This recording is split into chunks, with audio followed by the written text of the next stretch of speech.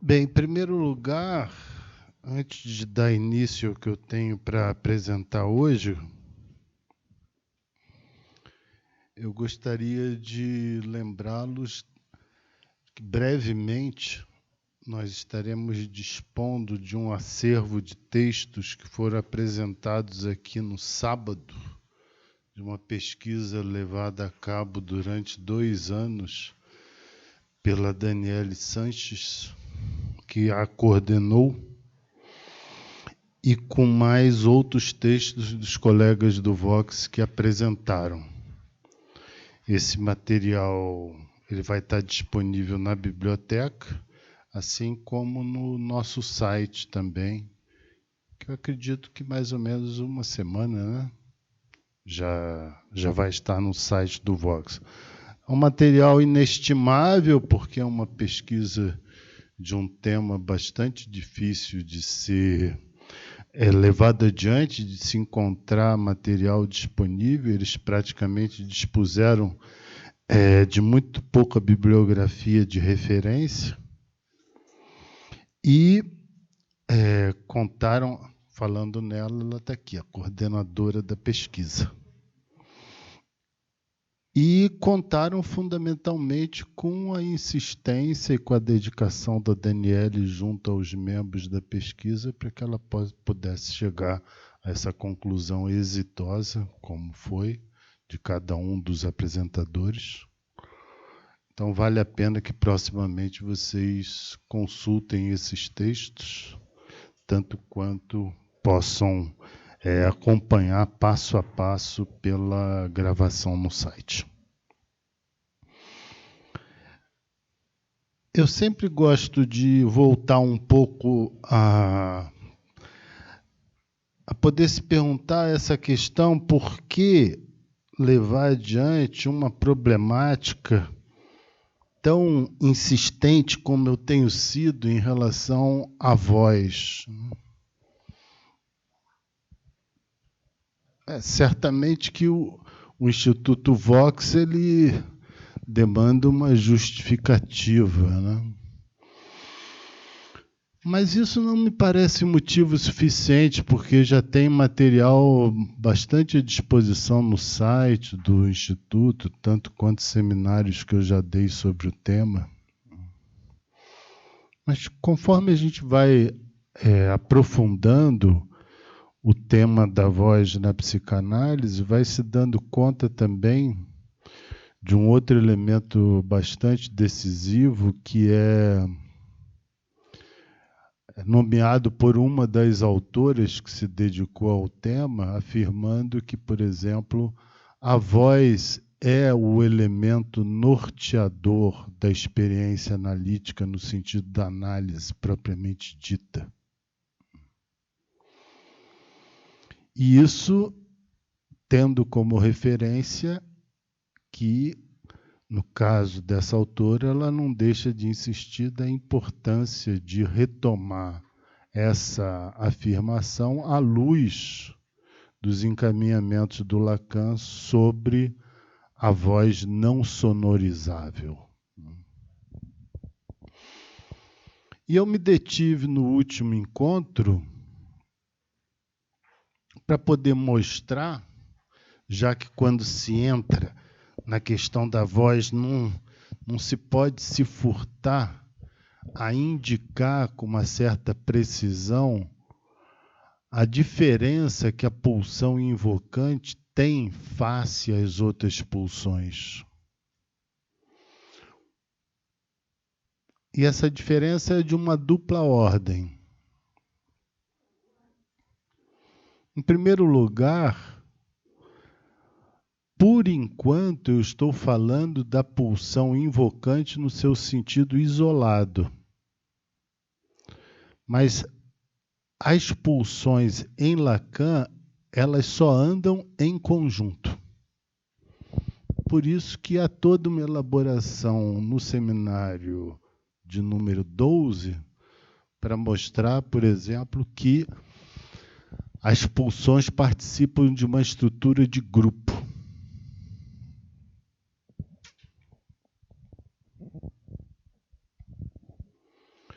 E qual seria aquela que poderia fazer par com a pulsão invocante?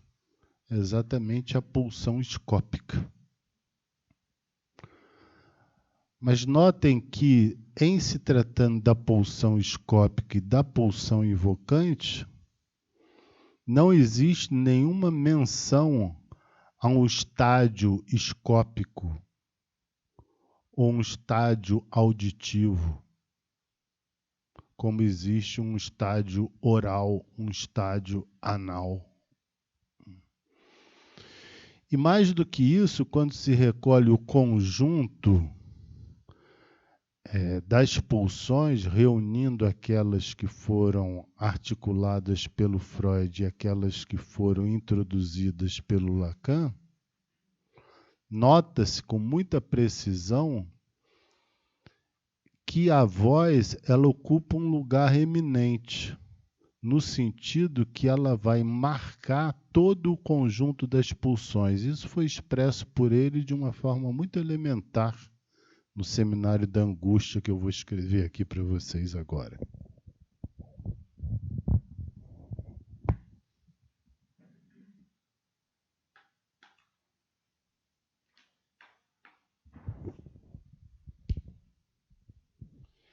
No Seminário da Angústia, Lacan retoma o circuito das pulsões, introduzindo já a pulsão. Ele faz isso. E aqui ele coloca oral, anal, fálico, escópico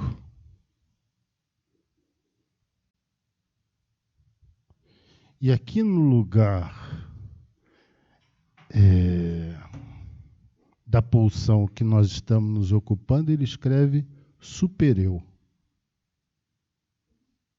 Supereu. Ao invés de falar de pulsão invocante, ele fala de supereu. Aqui, bom, isso tem uma explicação que merece ser considerada. Por quê? Notem que, na teoria do Lacan, o dinamismo das pulsões, ele envolve exatamente essa noção de arco, que se confunde com esse arco tanto quanto com arco e flecha. A noção de arco e flecha vem no Seminário 11. Portanto, essa que seria a última, na verdade é a primeira, porque ela vai engendrar ela vai passar novamente por aqui. Ela vai tocar todas as outras, vai marcar todos os outros estádios. Mas como a pulsão invocante ou o supereu toca o estádio oral? Isso merece um esclarecimento, principalmente porque é preciso notar que a noção de supereu a qual ele está se referindo não se confunde com o supereu da conclusão do complexo de Édipo.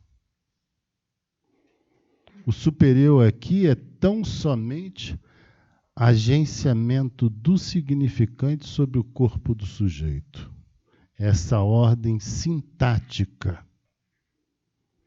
E é por isso exatamente que ela precede, ela sucede e ela precede os outros estádios. Por quê? Porque, na verdade, como é que vai haver o estádio oral em que a criança demanda ao outro alimento, se ela não tiver a condição de invocação que a pulsão invocante introduz?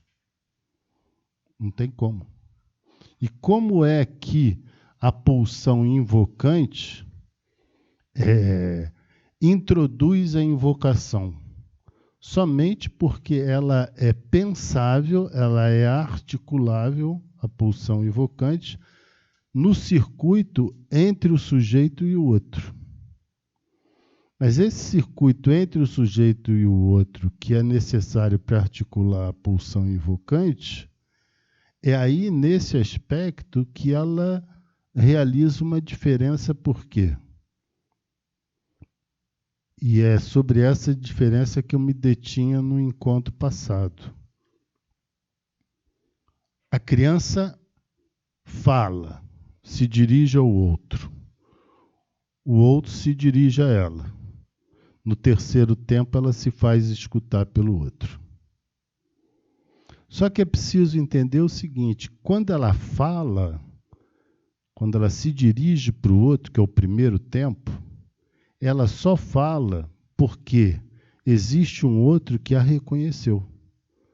Consequentemente, o primeiro e o segundo tempo são sincrônicos, acontecem ao mesmo tempo.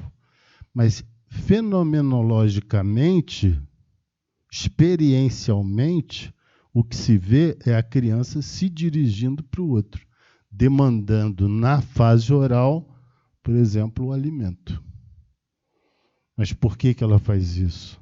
Ela faz isso porque tem um outro que a preparou com essas condições de se dirigir para ele. Então, nesse sentido, a pulsão invocante está primeiro. Sem a pulsão invocante, não haveria possibilidade, que é exatamente o que se recolhe no autismo. Quando eu digo pulsão invocante, é um circuito estabelecido entre o sujeito e o outro. Sem esse circuito, quando esse circuito não opera, o que acontece? A criança não realiza o controle dos esfíncteres e não se dirige ao outro no sentido da emissão da fala.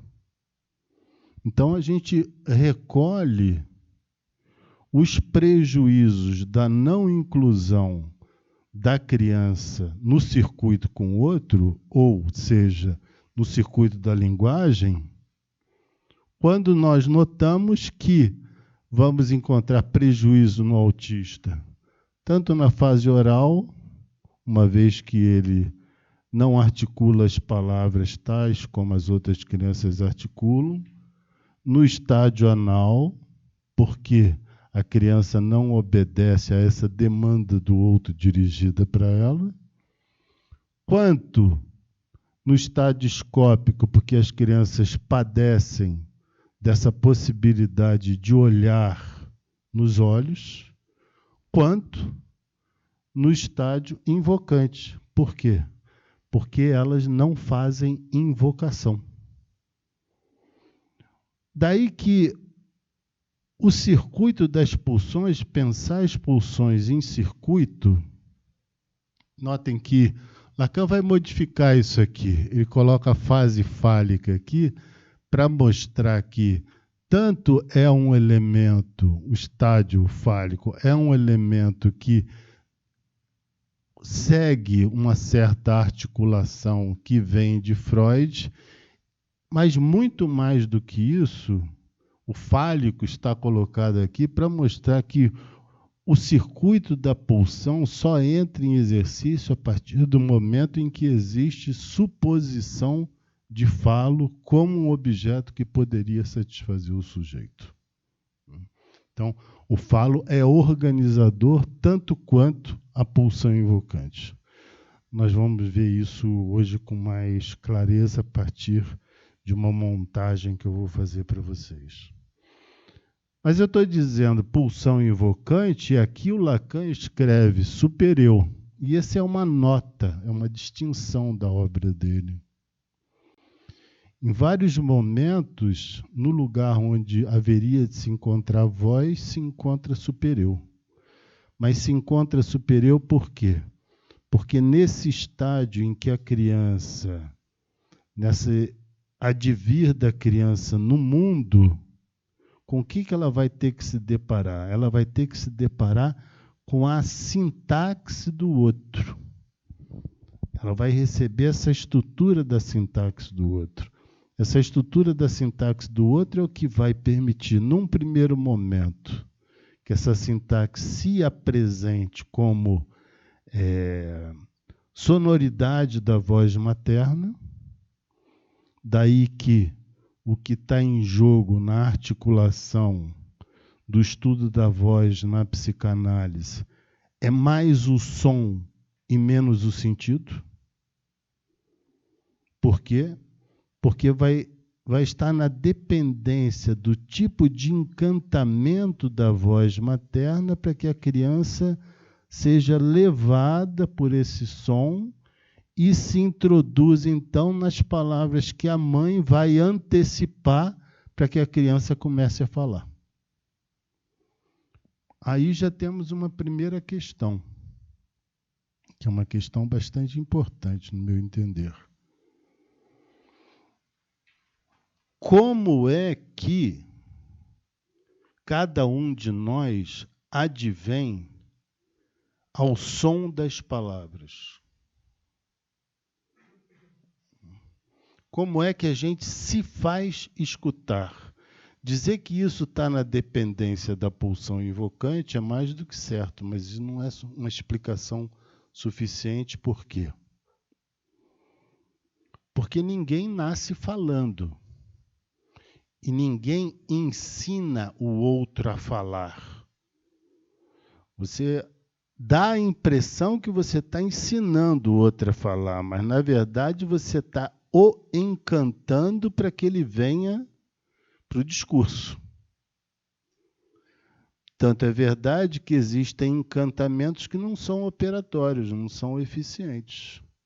Essa sonoridade da voz materna, ela é um pouco aversiva para que a criança se encante de colocar palavra naquilo que ela está sendo convidada a pôr. Existem diferenças em relação a isso. Daí que o timbre da voz materna tem a maior importância, porque existem timbres que colocam uma certa dificuldade para que a gente possa ouvi-los com uma certa constância. Por exemplo, vocês notam que, para aqueles que já tiveram ocasião de poder escutar os discursos do Hitler, que vocês dispõem disso na internet, é um determinado timbre que é metálico, é bastante aversivo. Então, vocês podem perguntar assim, bom, mas como é que ele conseguia mobilizar tanta gente? Exatamente porque esse som é um som que silencia, que achata quem escuta. Você não escuta aquilo que está sendo falado. Aquele som, ele coloca todo mundo sob uma mesma condição, que é de hipnotizado. E que de vez em quando ele, por exemplo, se exaltava, todo mundo se exalta também.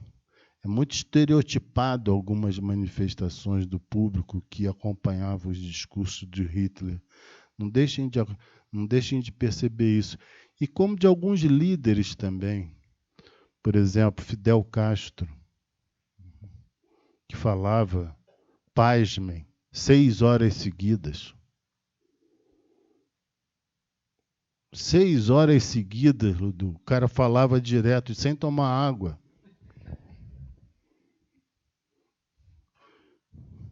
Hugo Chávez chegou a bater o recorde, falava 8 horas.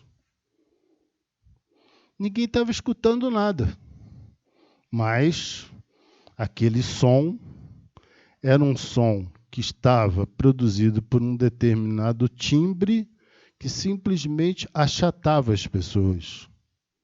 Ele não se dirigia para alguém, ele se dirigia para a multidão, no sentido de pairar sobre ela.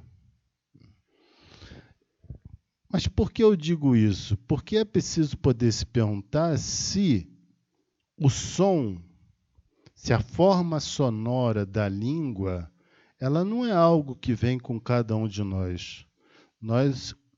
Se nós viemos melhor preparados ao mundo, a gente tem condições de, ao acompanhar esse convite da mãe, de colocar som, de transformar aquele ruído em som. Mas a transformação daquele ruído em som também não é algo direto. Por quê? Porque Lacan estudou isso e ele menciona isso no Seminário 21. Nas 3 primeiras lições, ele aborda questões muito próximas do que eu vou abordar hoje aqui. Quando ele, por exemplo, faz uma afirmação de que a questão que interessa a psicanálise não é da fonética, mas do fonema.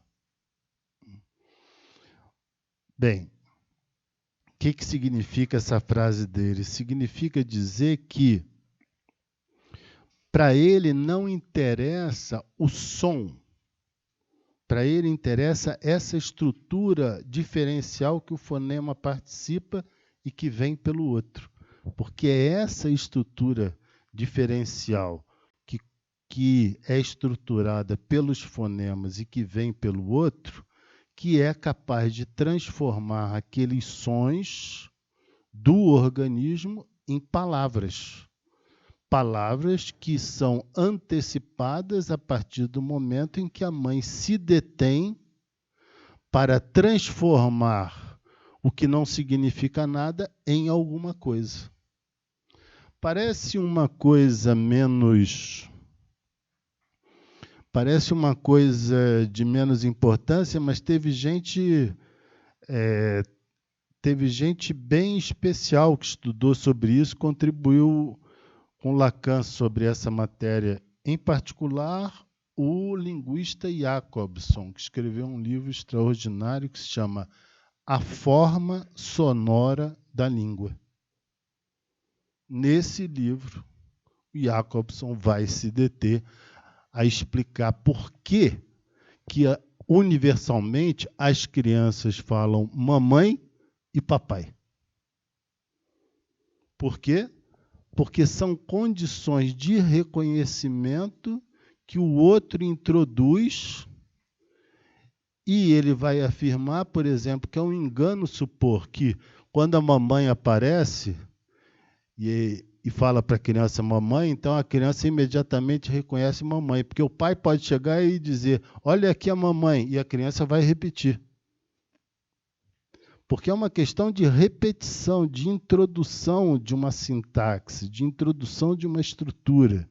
É claro que depois de um certo conjunto de repetições e um certo encantamento desse convite, a criança começa a se localizar. Mas não antes, sem ter transcorrido um certo tempo em que a criança tem possibilidade de poder ser trazida para dentro dessa estrutura e, consequentemente, a língua ganhar uma forma sonora.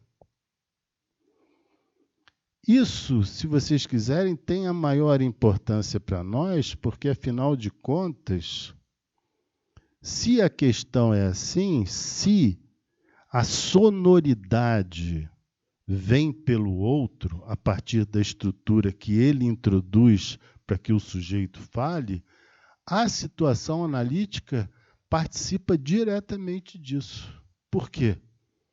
Porque o convite do analista é exatamente para que um determinado discurso se produza por via do abandono de uma linearidade de um certo discurso corrente. Então, é por via disso que existe possibilidade de haver uma fala que não precise compartilhar das leis mais corriqueiras do discurso enquanto sinônimas de diálogo.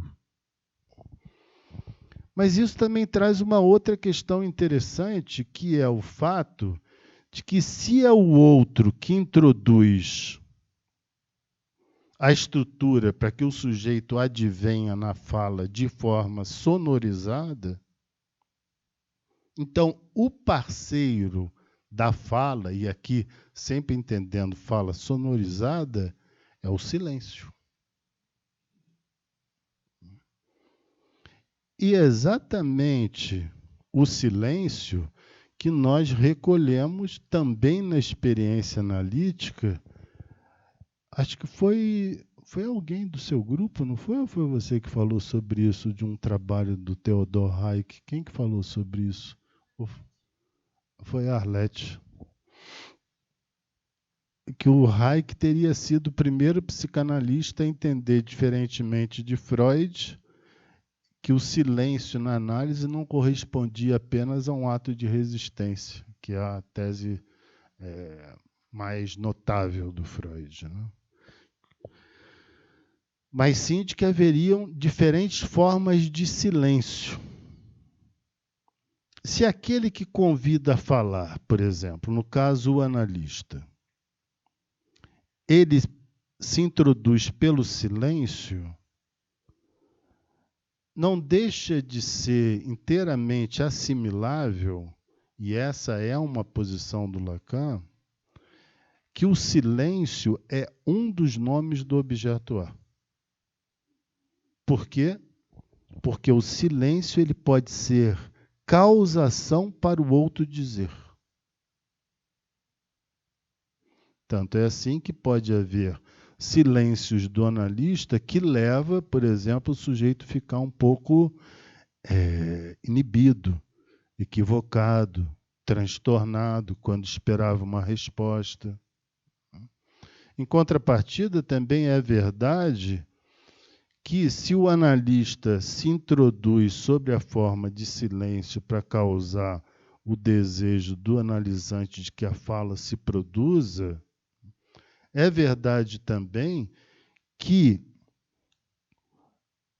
quando o silêncio se produz do lado do analisante, é porque ele pode manifestar outras coisas que não apenas um voto de recusa em relação a esse convite inicial realizado pelo analista para que ele, enquanto analisante, se manifeste.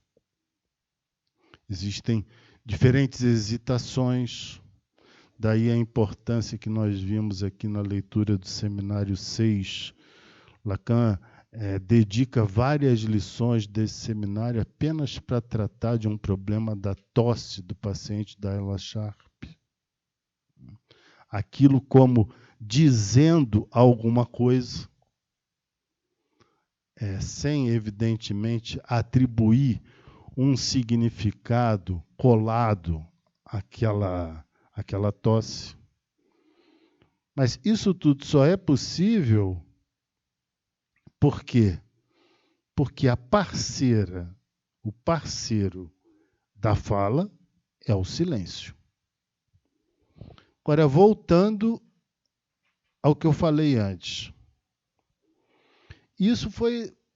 Lacan trabalha essa questão do silêncio relacionado à pintura, ele trabalha no Seminário da Lógica do Fantasma, onde ele vai mostrar que o quadro O Grito do Monte, ele faz referência a isso, que o grito ele é uma condição da palavra, uma condição do grito, mas é fundamentalmente uma condição de onde o ser humano articula, ele pode ver, ele pode ali olhar de onde nasce a palavra. Mas entendo aí que de onde nasce a palavra, não é porque o quadro está mostrando que tem uma boca aberta e que você ali veria alguma coisa que pode denotar em seguida a presença do grito da palavra. Não. Ali você vê exatamente a possibilidade de que da boca sai palavra, e é dali que a coisa se origina, porque é da boca, e essa é a distinção da pulsão invocante, diferentemente de todos os outros circuitos pulsionais, na pulsão invocante existe uma diferença, que é da boca com o ouvido. O olhar, ele volta para você mesmo. Você olha e você é olhado. Mas você fala, o outro escuta. e o outro se escutar, você se escuta. Foi nesse circuito de inversão daquilo que você fala e retorna, onde você vai escutar o que você falou já a partir da intervenção do outro, que Lacan estabeleceu aquele axioma maior dele, que o sujeito recebe do outro a sua própria mensagem de forma invertida. O que é essa mensagem invertida? O que se inverte? Inverte a passagem da boca para o ouvido. Inverteu, saiu de um lugar, foi para o outro e voltou para esse. Aquilo que era o ouvido do outro volta para o seu. Aquilo que era a fala sua foi para o ouvido do outro. E aquilo que era o ouvido do outro se transformou em fala e voltou para o seu ouvido. Então, houve uma inversão de lugares. E essa inversão de lugares, ela implica uma inversão do discurso, porque você vai escutar coisa diferente do que você disse. A experiência mais sensível disso é aquela brincadeira que as crianças falam de cochichar um no ouvido do outro para ir. Chama telefone sem fio. Chega no final, não tem mais nada a ver com nada. Porque essa é a brincadeira típica do exercício da pulsão invocante. Bem, mas falta ainda esclarecer também por que Lacan faz tanta questão de marcar em diferentes momentos, ele chega a substituir, a partir do seminário 5, ele chega a substituir lá onde havia a voz, agora existe superior. Isso avança de uma maneira extraordinária na obra dele. Avança a tal ponto que isso que seria uma voz vai se transformar de verdade num enunciado de comando. Porque é assim que vocês vão encontrar na última lição do seminário 18, Lacan vai ter aquela frase que também vai se transformar como uma frase indicativa do seu ensino. Ele diz, o superior diz, goza.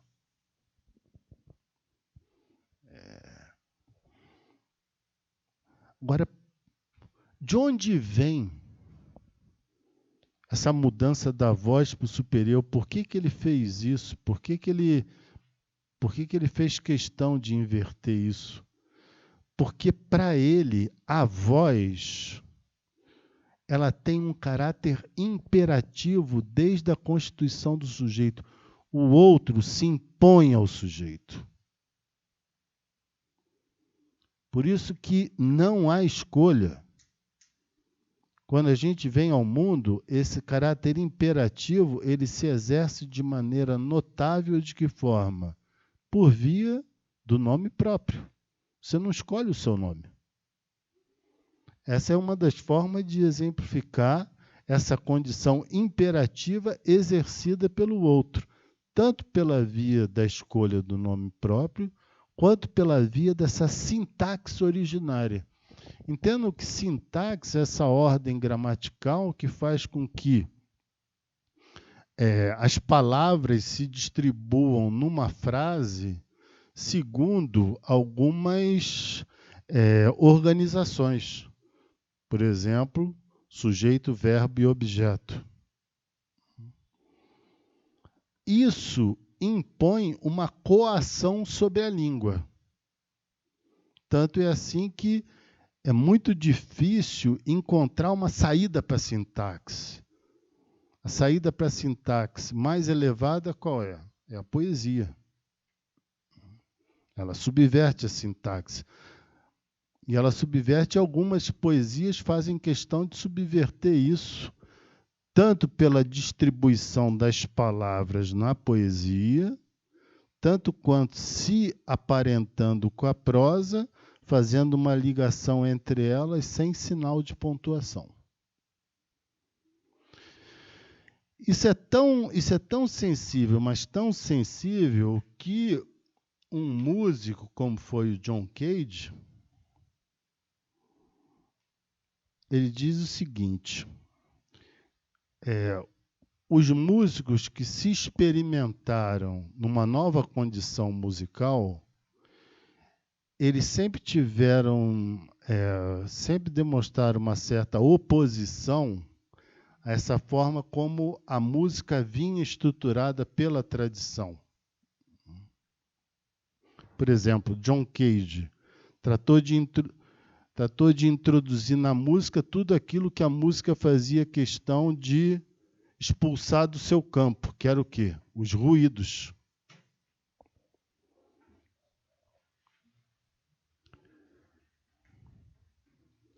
E o que ele vai dizer?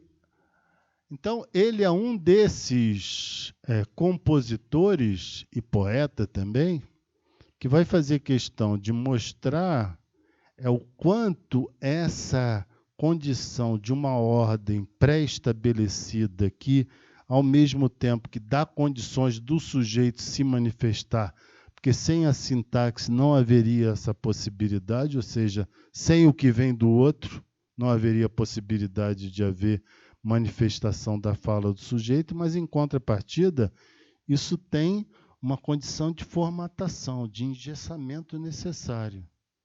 Então, para alguns poetas, isso é um problema. Eles lutam contra essa condição de formatação. Então, John Cage, nesse livro que eu só posso recomendar a leitura para vocês, que chama De Segunda a Um Ano, são vários textos dele, editora Cobogó, ele diz o seguinte: que ele está interessado na linguagem sem sintaxe, o que o aproxima da poesia concreta. E ele cita um outro autor, que existe o livro dele também em português, que foi parceiro dele, onde ele diz o seguinte: a sintaxe é a estrutura do exército. E ele vai citar o Thoreau, que é considerado o avô da ecologia, né? E Thoreau dizia que quando ele ouve uma sentença, ele ouve pés marchando. E que isso que ele vai buscar junto com Thoreau é exatamente uma desmilitarização da linguagem. Notem que para haver quebra da sintaxe, não é falar de qualquer maneira como os surrealistas pensavam. Não, ao contrário, o que os surrealistas fizeram com a escrita automática foi uma estereotipia da quebra da sintaxe. Para haver quebra da sintaxe, é preciso criar uma outra ordem de articulação, um outro discurso. Esse outro discurso ele envolve, por exemplo, uma outra música, John Cage. Envolve um outro tipo de discursividade, poesia e prosa, tocando uma notação que não é aquela que os nossos ouvidos estão habituados. Por quê? Porque a sintaxe ela faz com que, enquanto essa ordem de determinação que vem do outro, ela prepara os nossos ouvidos, ela acostuma os nossos ouvidos. Então, ela é como se ela abrisse a essa condição. Ao abrir a condição de ser tomado pelo outro, ela abre para uma determinada condição também de tomada do outro em si mesmo.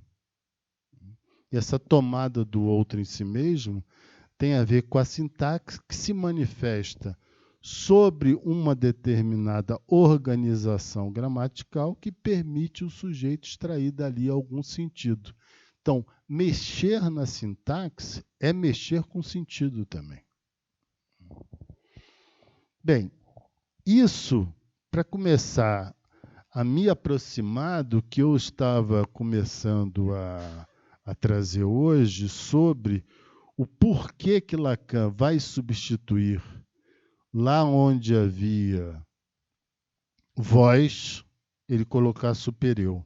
Ele faz uma equivalência entre voz e superior, por quê? Porque a voz, para o Lacan, ela tem uma dupla incidência. Ela incide tanto na cadeia significante, quanto com o objeto causa de desejo. Quando ela incide na cadeia significante, ela é tal qual o que ele afirma no Seminário da Angústia. É o que sustenta a relação entre as palavras. Isso é a voz. A sustentação da relação entre as palavras não é sinônima da voz que sonoriza as palavras. Por quê? Porque essa operação de sustentação entre as palavras, ela se encontra na dependência da possibilidade de estabelecer uma ligação entre elas de forma que o sujeito se dirija ao outro. Consequentemente, essa sustentação entre as palavras, ela é moldada pelo regime da significação. São palavras que se relacionam entre elas e que promovem uma determinada significação quando se relacionam entre si, estabelecendo um sentido final daquilo que é dito ao final da frase. Então, no nível daquilo que conduz as palavras, que sustenta a passagem entre as palavras, ela se encontra muito mais numa condição, a voz, e aí no campo do significante propriamente dito, a voz enquanto sustentação da passagem entre as palavras, essa sustentação entre palavras que virão significar alguma coisa para aquele que diz. Mas como é que vai significar alguma coisa para aquele que se dirige ao outro? Se ele não for portador, ele mesmo, de uma condição de dar significação às palavras. Ou seja, a voz se encontra na condição dos efeitos da operação do nome do Pai. Porque sem o nome do Pai, sem a condição de fazer uma significação daquilo que o sujeito recebe do desejo do outro, ele não tem condição de sustentar uma frase que promova uma significação diferenciada. Quando o nome do Pai não opera numa frase, num discurso, e aí estamos diretamente na tese do Lacan sobre a psicose, os significantes não se encadeiam mais da mesma forma. Foi o que eu procurei mostrar aqui no encontro passado, me valendo do exemplo do Lacan no texto da questão preliminar, onde emblematicamente ele destaca o quê? Ele destaca o Schreber sendo tomado por um alemão arcaico ou tendo a necessidade de completar a frase que para ele comparecia interrompida. Então, para esse sujeito que ele é tomado pela língua do outro, ou o outro comparece para ele de forma interrompida, ele não tem condição de sustentar algo que seja significável.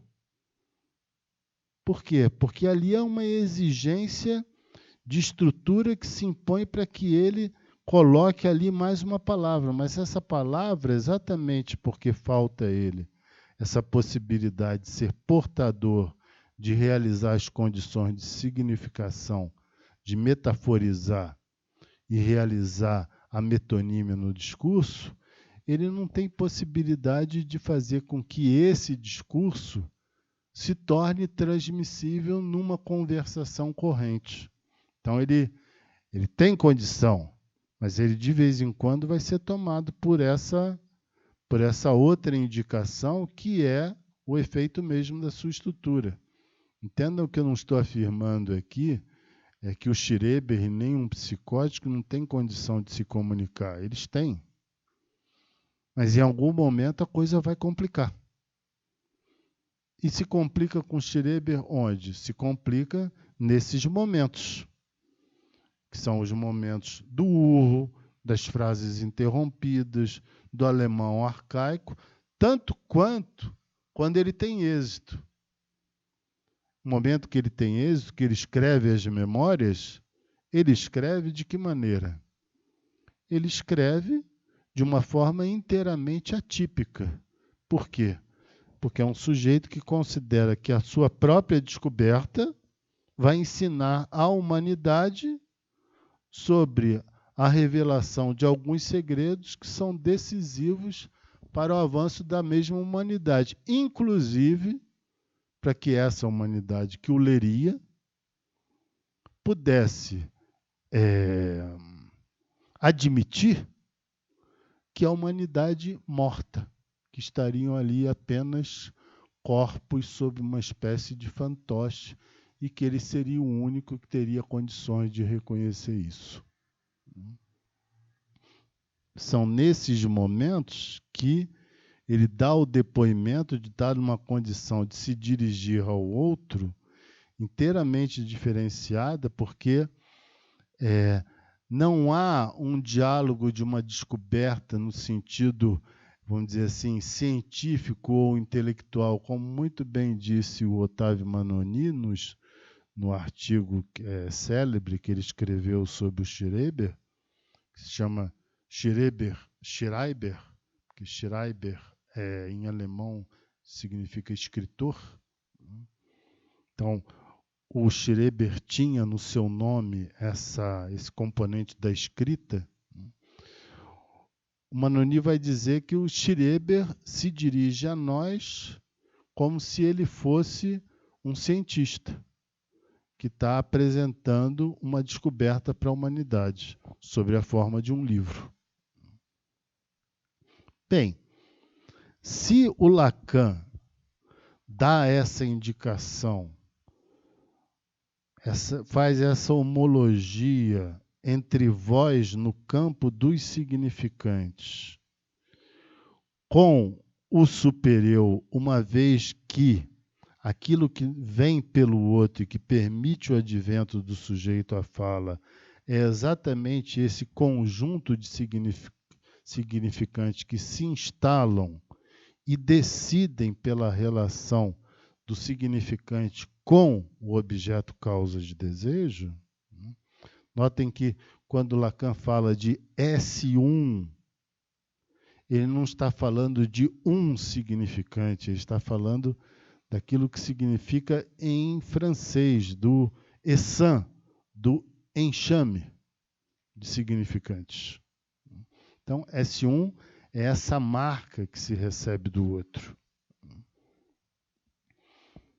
Mas essa marca que só vai poder ser atualizada a partir dos significantes aos quais o sujeito irá se voltar sobre o discurso, sobre esses significantes originários. Então, é a partir dos significantes que são falados que ele vai fazer a retroação sobre os significantes que ele foi marcado, advindo daí a sua verdade.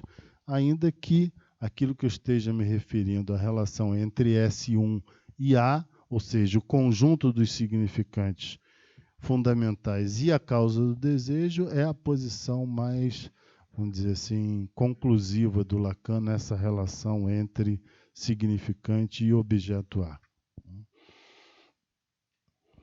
Eu digo isso porque é preciso notar que há essa incidência da voz pelo campo dos significantes, trazendo de volta o que alguns autores, principalmente aqueles autores que trabalharam com criança, como é o caso de Melanie Klein, que notaram muito cedo que haveria um superior arcaico transmitido pela mãe, já que a mãe se ocuparia desde cedo da criança e ela seria a responsável por esse encantamento. Isso coloca também uma outra questão que merece ser mencionada, que é o fato de que, quando eu digo a vocês que essa voz da criança, essa transformação, essa forma sonora da língua, como diz o Jacobson, ela se encontra, a fala da criança se encontra na dependência dessa musicalidade, como disse o Alain, da voz materna. Porque é essa musicalidade da voz que vai antecipar os sons da criança em palavra. E isso precisa ter um efeito de encantamento. Não é querer que a criança fale de forma organizada. Não, isso precisa ter um encantamento. E muitas vezes o recurso do canto é utilizado para isso. Mas também se deve notar nisso que há, se nós pensarmos dessa forma, e nesse aspecto o Alain foi muito preciso. Por quê? Porque ele mostrou que o advento da palavra se encontra na dependência da música. Dessa música que vem enquanto som da palavra materna. Do banho da linguagem da mãe sobre a criança, trazendo. Então vai ser essa modalidade sonora que vai trazer a criança para a palavra. E isso vai nos colocar numa tradição que é propriamente a tradição do judaísmo. Porque lá no judaísmo, Deus é som. Enquanto que na tradição católica, Deus é verbo. Som.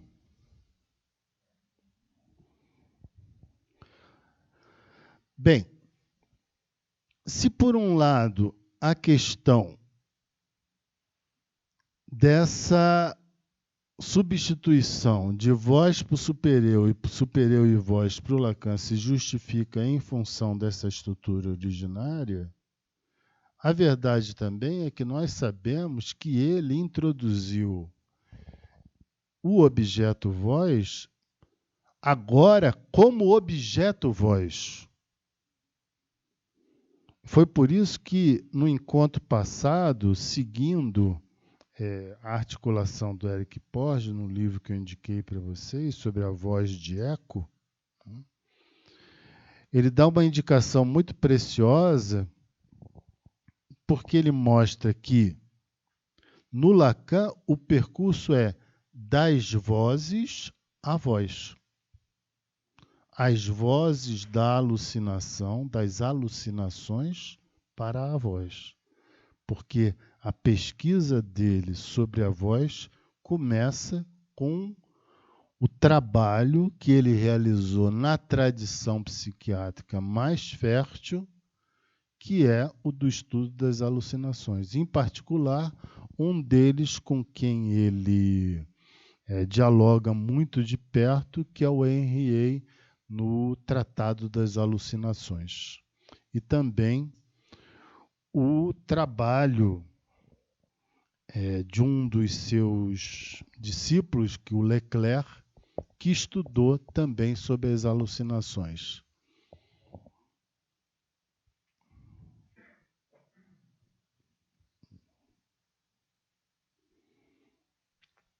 Aliás, o trabalho do Leclerc sobre as alucinações, que existe publicado em espanhol e em francês, é todo um tomo das obras completas somente sobre alucinação. E Lacan se valeu do Leclerc, de um artigo dele que fez época na psiquiatria, que se chama A Alucinação Verbal e a Palavra.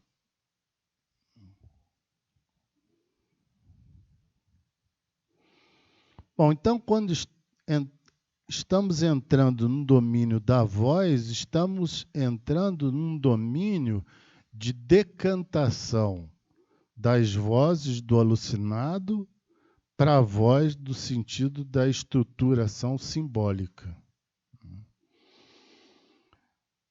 Isso tem a maior importância porque o fundamento do não sonorizável na voz, de não ter uma fonte emissora que leve o sujeito a escutar o que ele diz que está escutando, o fundamento disso são os quadros alucinatórios. Porque não tem ninguém falando para o sujeito, mas o sujeito está escutando alguma coisa. Lacan apreendeu com muita precisão que o conceito de voz, seguindo a tradição psiquiátrica, dispensa a sonorização tanto quanto a emissão de uma fonte sonora. Porque isso vem inteiramente de onde? Isso são pensamentos que são sonorizados. E esse é um dos dramas da psicose, né? Por isso que pensar, articular a problemática da foraclusão do nome do pai é realmente alguma coisa que vai para além de uma mera menção a esse mecanismo. Por quê? Porque um dos efeitos da foraclusão do nome do pai é a produção da possibilidade de escutar os pensamentos se dirigindo a você. Ou aquilo que você diz, você escutar sem você notar que você está falando. Todos esses são prejuízos que se dão por via desse mecanismo, que incidem nesse circuito entre o sujeito e o outro, causando deformações. Deformações entendendo nessa ordem que eu estou me referindo hoje a vocês. Evidentemente que no percurso, porque eu sempre procuro trazer os elementos, indicá-los, para que aqueles que têm interesse irem buscando segundo as referências que eu vou dando, tal como oficina, eu vou trazendo as ferramentas e vocês vão se valendo dessas ferramentas para ir buscando aquilo que mais interessa. Mas evidentemente que vai ser necessário proximamente, ainda esse ano, mostrar quais são as incidências a título do significante que se produz quando você tem a foraclusão do nome do pai operando sobre o sujeito. O sujeito não deixa apenas de fazer significação simbólica. Estou acabando de mostrar que deixar de fazer significação simbólica, ou seja, ter um circuito com o outro, condiciona também a possibilidade de produzir quadros alucinatórios. Por isso que alguns autores consideram que, a partir do Lacan, os chamados fenômenos elementares da psicose, nomeados como delírio e alucinação, devem ser renomeados como fenômenos elementares da significação. Porque é no nível da significação que a foraclusão do nome do pai opera, causando prejuízo para eles, para isso.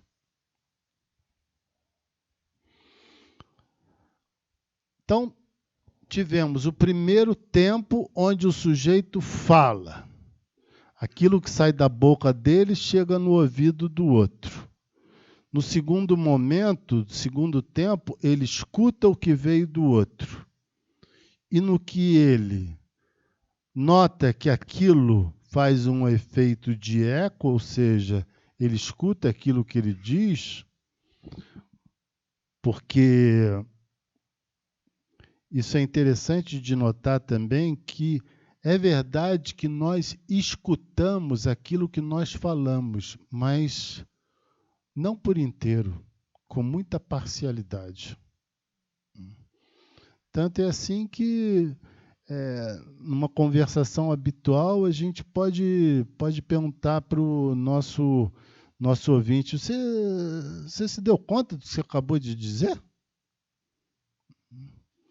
Nós não escutamos aquilo que nós dizemos, somente porque nós emitimos o som das nossas intenções através das palavras.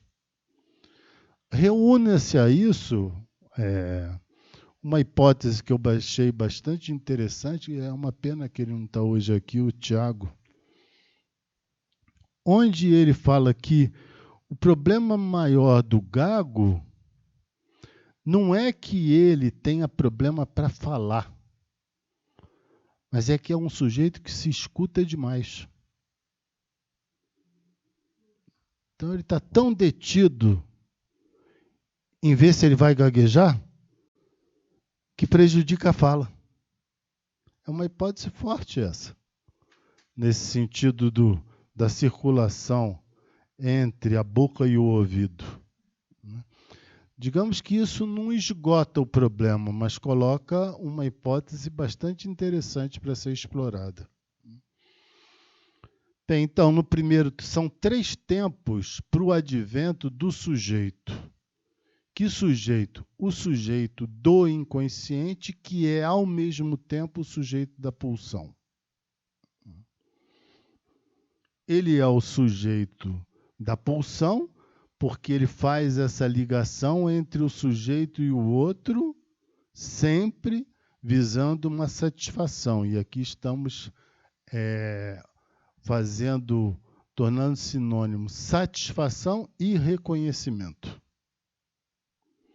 E ele é também, ao mesmo tempo, sujeito do inconsciente, porque aquilo que ele fala não coincide com aquilo que ele vai escutar do que ele disse. Por quê? Porque se encontra na dependência do outro. E aí exatamente é essa a condição da sua divisão. Bem, então eu tenho o primeiro tempo, eu falei, o segundo tempo eu escutei, o terceiro tempo eu me faço escutar. Começa o circuito e o nascimento do novo sujeito. Mas eu me faço escutar a partir de um determinado lugar que eu me coloco para ser escutado pelo outro. Esse ser escutado pelo outro é com o objetivo, em se tratando do ínfans, tem o objetivo de poder ser satisfeito, mas ao mesmo tempo também de satisfazer ao outro. Porque eu só posso me satisfazer se eu conseguir ao mesmo tempo mobilizar o outro para que ele se torne presente quando eu dirijo a ele um apelo. É a famosa passagem do apelo puro para o apelo para. Não é somente um apelo puro da fome, mas é um apelo para o outro. Então, quando eu estou nesse circuito, ao mesmo tempo em que eu vou demandar, eu também me coloco numa posição em que eu sou necessariamente engendrado num lugar que é o lugar que me aprisiona, mas que me coloca em relação. Esse lugar é o quê? Esse lugar é a condição da constituição do fantasma, onde o sujeito se coloca numa suposição de poder receber a satisfação que vem do outro e ele ser satisfeito ao mesmo tempo. Bom, mas se o circuito da pulsão ele determina essa mesma condição do advento do sujeito do inconsciente, se é o sujeito do inconsciente que tem origem a partir do circuito da pulsão, então isso significa que o ato de invocação ao outro é um ato que, uma vez que o sujeito não é satisfeito porque está na dependência do outro, traduzir aquilo que ele demandou, então aquilo que ele vai demandar, o que ele vai encontrar é um outro objeto, que não é aquele que ele demandou. Então, há nisso um objeto que cai. Esse objeto que cai é exatamente o objeto A, porque é ele que vai fazer com que o sujeito reinvista a busca de uma satisfação que Freud supunha ter originariamente acontecido. Para o Lacan, não há essa precedência de uma alucinação fundadora que colocaria o sujeito numa condição de engano. Não, para ele, essa condição ela funciona dessa forma. Funciona dessa forma por quê? Porque faz o tempo todo que se estabeleça um circuito entre o sujeito e o outro, aquilo que é buscado não é encontrado e relança, então, esse movimento do sujeito para uma condição que Freud tinha advertido no texto das pulsões, que é qual? É uma força constante. Essa força constante é uma força que excede o apelo das necessidades básicas de sobrevivência, a fome e a sede, porque aquilo que se visa é uma outra coisa que não coincide com a ordem das necessidades. Mas por que que aquilo que se visa não coincide com a ordem das necessidades? Exatamente porque nós somos tomados por um vazio central. Esse vazio central, ele nos é constitutivo sob duas formas. Primeiro, a ausência de um objeto sexual que pudesse corresponder àquilo que eu almejo. E nisso, a pulsão se distingue do instinto.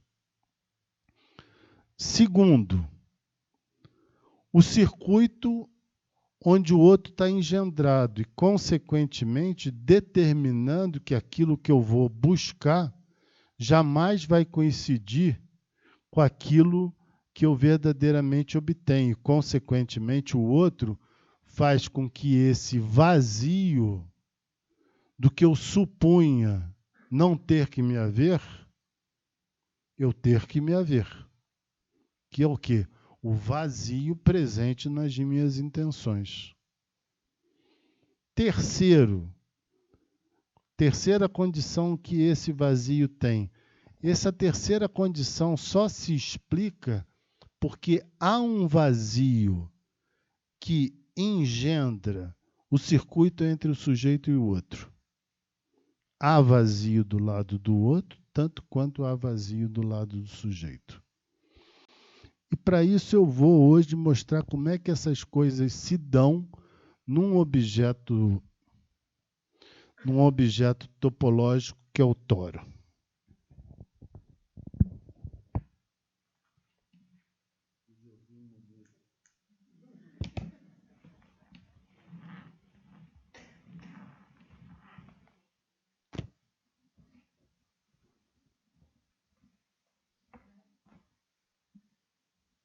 Bem, vocês sabem.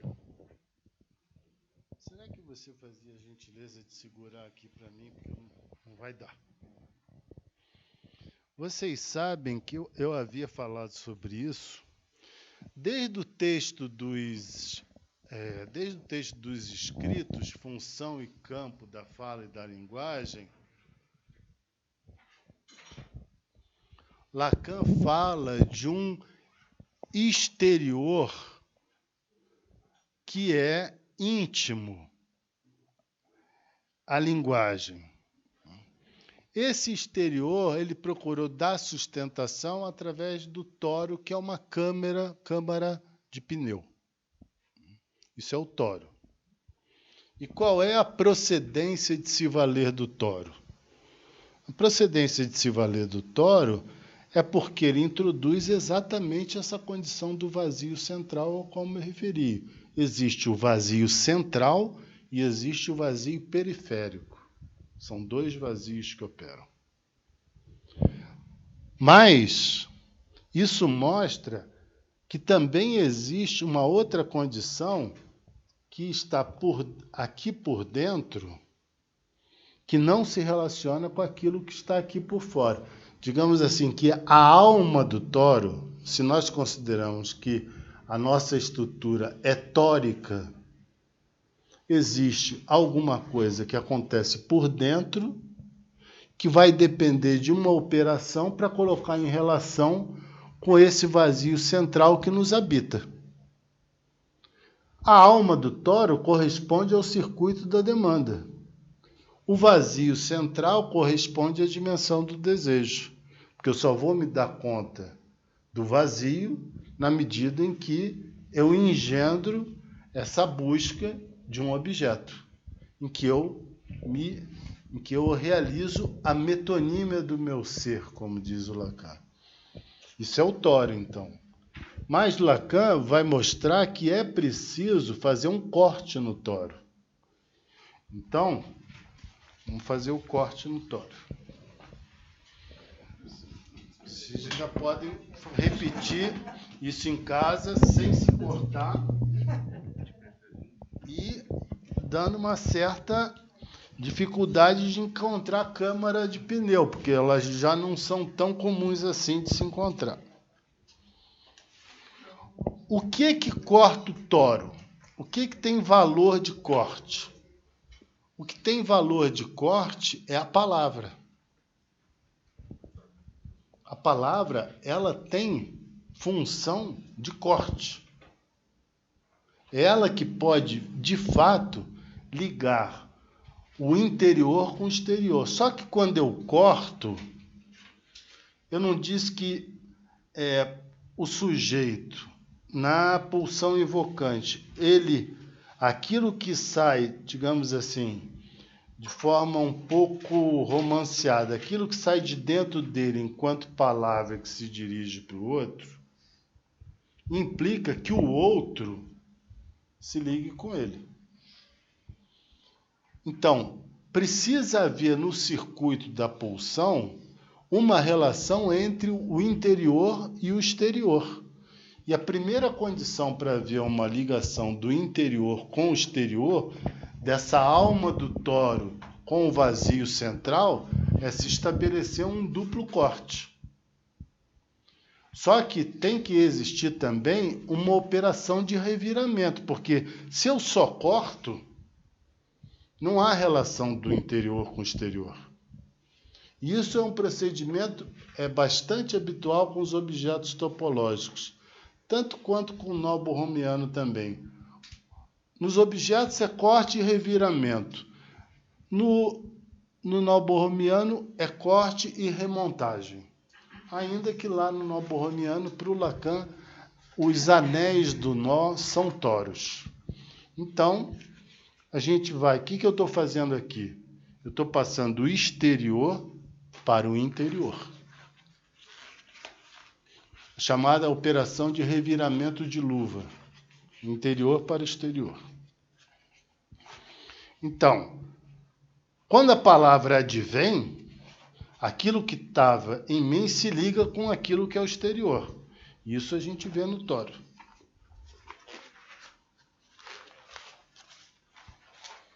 Mas acontece que aqui é a constituição da relação do exterior passando para o interior em um sujeito. Ele realiza isso porque a linguagem determina que tudo que passa por dentro dele se dirija para o exterior e aquilo que vem do exterior retorne para ele. Então, primeiramente, ele tem que ser cortado.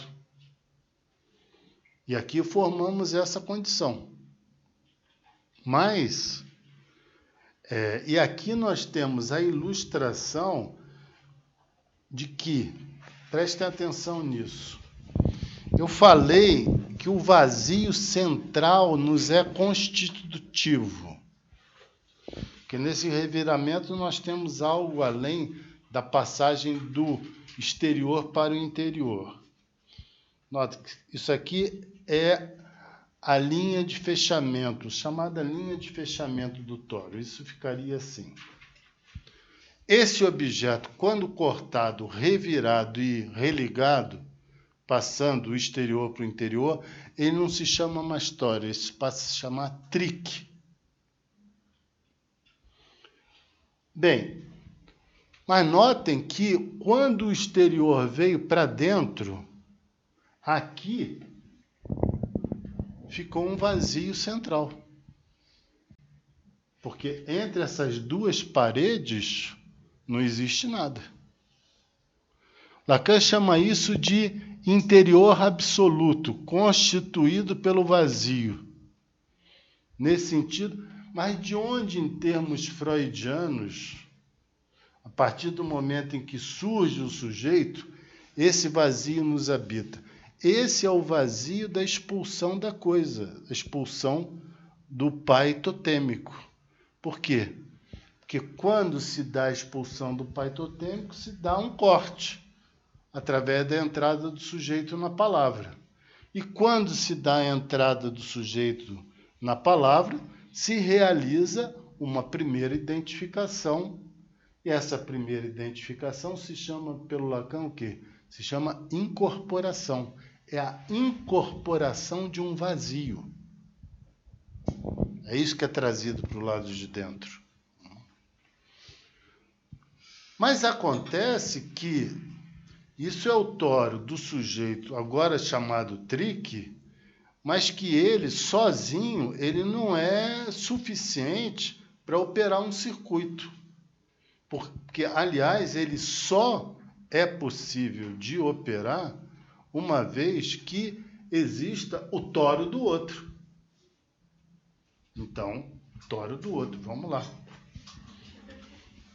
Tem o tório do sujeito. Eu trouxe câmaras de tamanhos diferentes, porque vai ter que passar um por dentro do outro. Então, aquele foi o tório do sujeito. Esse é o tório do outro.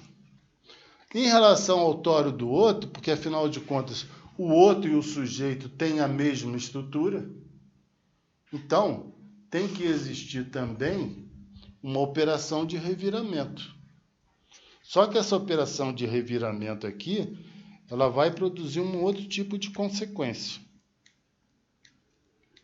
Mas são necessários 2 cortes? São necessários 2 cortes. Há um corte no outro e um corte no sujeito. Não, em cada toro. Cada toro, porque se você, por exemplo, isso aqui está ligado. Você tem que cortar aqui e aqui para poder fazer esse reviramento, senão não revira. Esse corte é duplo pelo efeito de eco? Oi? Esse corte duplica pelo efeito de eco? Na medida em que ela tem essa dupla, a palavra tem esse duplo movimento, por isso que o corte duplifica? Eu preferiria não entrar no efeito de eco agora, porque eu estou mostrando uma coisa mais primária, que é o corte necessário de ser considerado do lado do outro, que é tão somente aquilo que vai se atualizar na castração entre o sujeito e o outro. O sujeito vai ser marcado pela castração, porque essa castração ele recebe do outro. Mas para que ele receba essa castração do outro, o outro e ele tem que compartilhar, tem que haver uma homologia estrutural. Então, por isso eu estou fazendo essa homologia que surge um pouco as mãos, como vocês estão vendo. E aqui, novamente, aquilo que estava fora vem para o lado de dentro. Só que isso, primeiramente, esses 2 tórios, eu esqueci de mostrar, digamos, tem esse tório do sujeito, tem o tório do outro. Primeiramente, eles estão ligados assim. Então, houve, por exemplo, um primeiro corte. Vamos agora, vai ficar mais fácil em ver, colocar o mais reduzido aqui. O sujeito ligado ao outro. Num primeiro momento, vamos considerar assim, mítico, ainda que essa palavra hoje nos pese muito.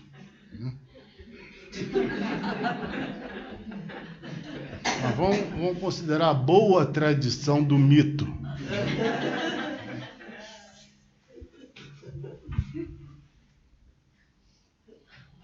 Então, vocês têm um sujeito e o outro. Cronologicamente, mas essa cronologia ela é pífia, porque, na verdade, como eu disse, isso acontece ao mesmo tempo.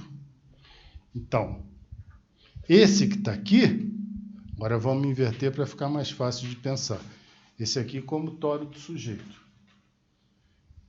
Quando esse está aqui dentro, ele estava aqui. Quando o toro do outro trouxe ele para dentro. Então ele entrou onde o sujeito entrou, naquele vazio que eu mostrei primeiramente. Então eles estão compartilhando de uma mesma estrutura, porque aqui, entre as paredes desse primeiro toro, há um vazio, e é exatamente aqui que esse outro toro vai entrar. Então, bom, e qual é a relação? Por que há relação entre vazios? Não é só porque um está contido dentro do outro, mas o que faz com que um se ligue com o outro pelo vazio é exatamente a pulsão. A pulsão é esse movimento que faz a ligação entre vazios. O vazio do outro com o vazio do sujeito. Se não houvesse vazio do outro, ele não poderia incluir o outro no vazio dele. E ele inclui o outro no vazio dele, uma vez que ele, incluindo o outro no vazio dele, o sujeito no vazio dele, vai procurar se satisfazer com essa presença do sujeito no vazio dele. Tanto quanto o sujeito vai procurar se satisfazer completando esse vazio do outro. Isso é um movimento da pulsão, é o que liga os dois vazios. Por isso fala organiza, né? Por isso fala organiza, porque eles estão à busca desse objeto que, na verdade, é um vazio. Sequer, ainda que Lacan tenha falado do objeto ar como objeto nada, né, falou disso na melancolia, mas aqui é o vazio. E é o vazio de uma forma que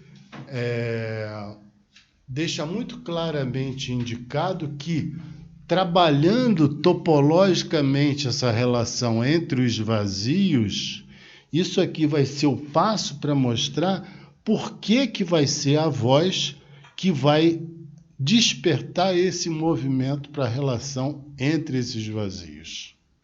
Mas isso vai ser uma etapa posterior. Agora, enquanto eu me ajeito aqui de novo com a minha sujeirada e com os meus toros, vocês entenderam o que eu trouxe hoje? Ninguém nem balança a cabeça.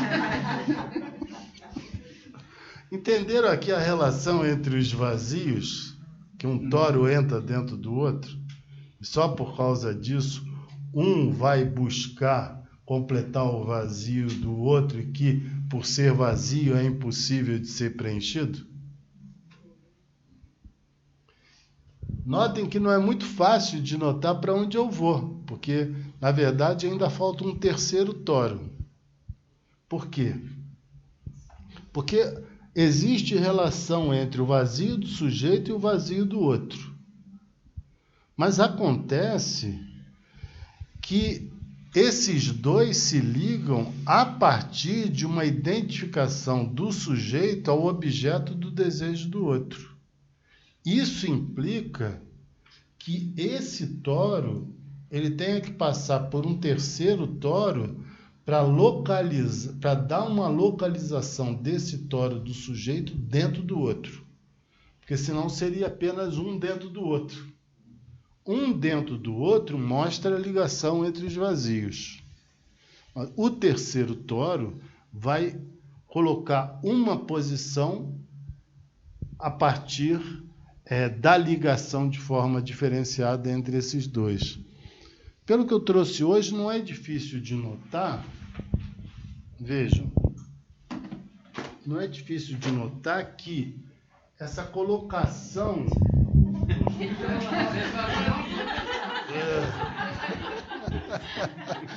deixa eu pegar. Não é difícil de notar...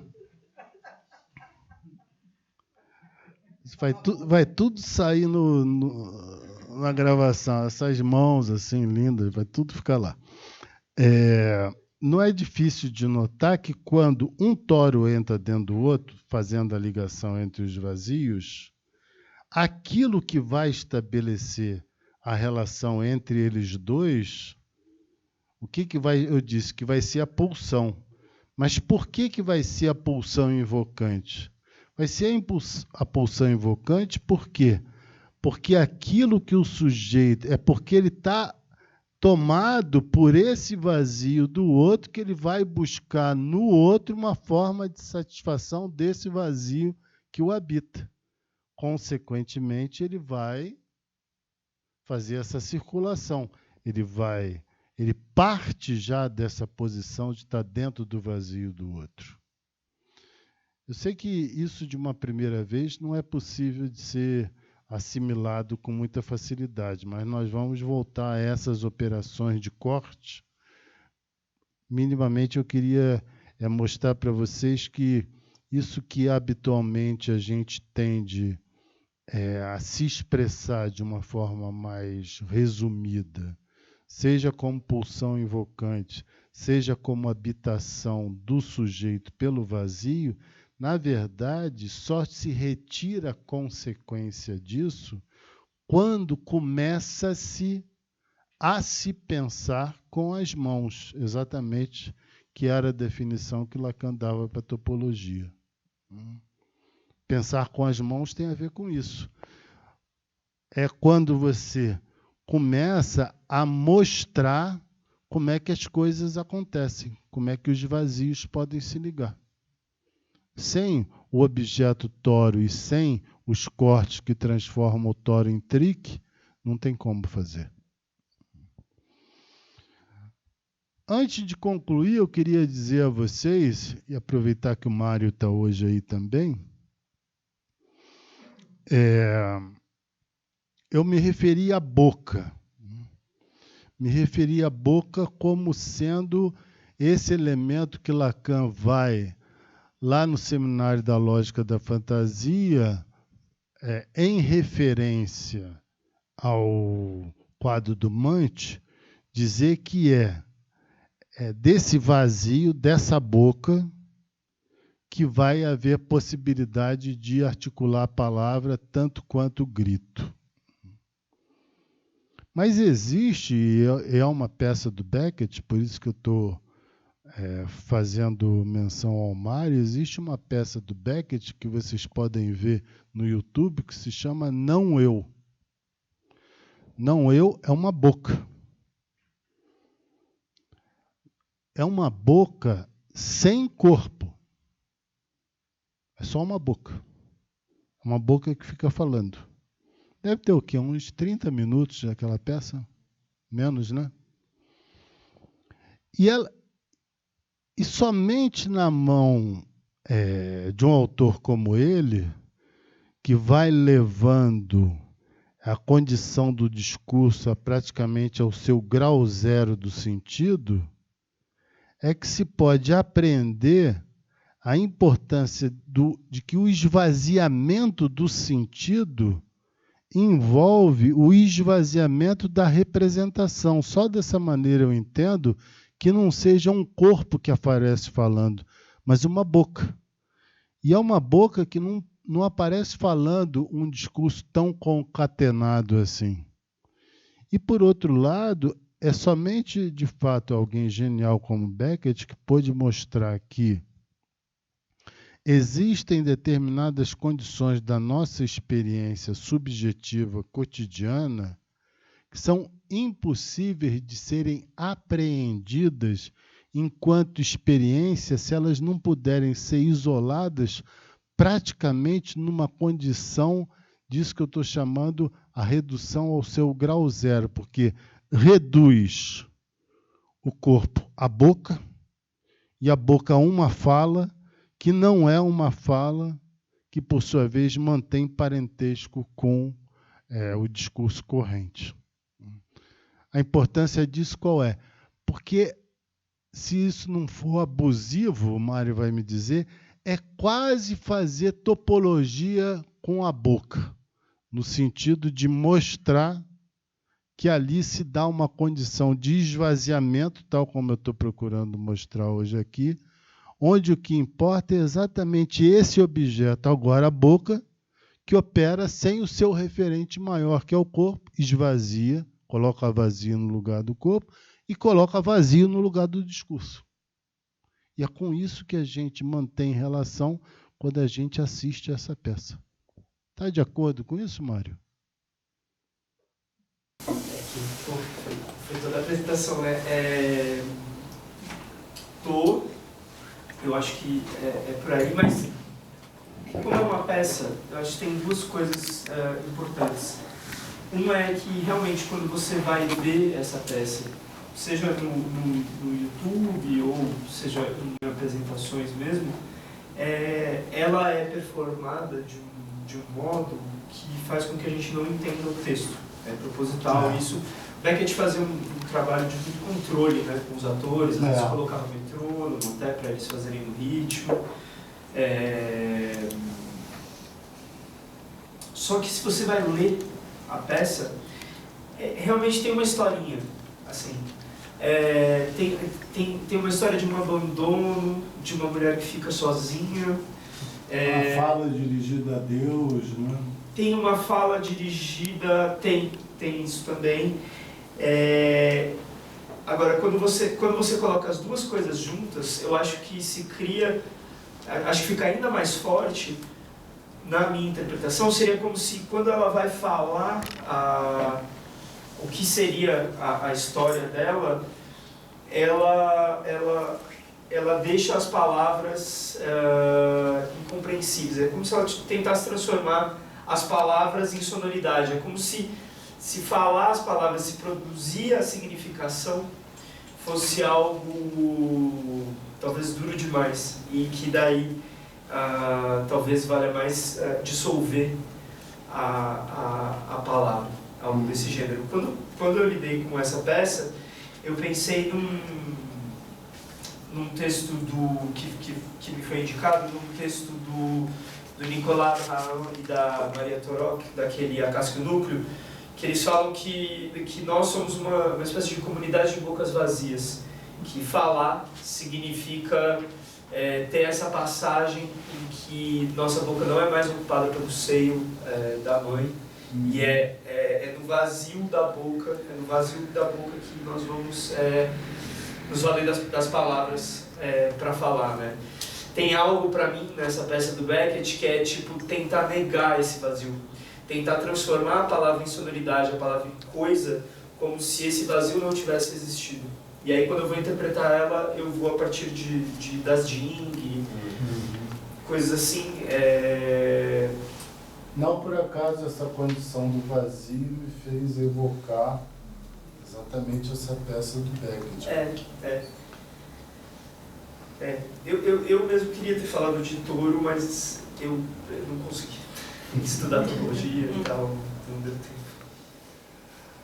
Questões? Ficou assimilado? Diga, Ludo. Mauro, você comentou, né, da posição invocante, a questão desses discursos políticos longuíssimos. Né? E aí eu acho que tem um trabalho para fazer sobre a questão da posição invocante com a teoria das massas. E não é por acaso que em 8 horas de discurso você não está escutando. O que me fez pensar que não é por acaso que 8 horas de poesia é uma coisa impossível. Não existe poeta declamando 8 horas. Não existe, impossível. Se a gente considera que a poesia é uma tentativa de ruptura da sintaxe, das leis sintáticas, é impossível fazer equivaler um discurso de 8 horas, mesmo com essas novas manifestações de poesia. Agora estou esquecendo o nome. Slam. Mesmo ali você passa de um para o outro. Você não tem como. Você não faz massa. Não faz massa. Não faz massa.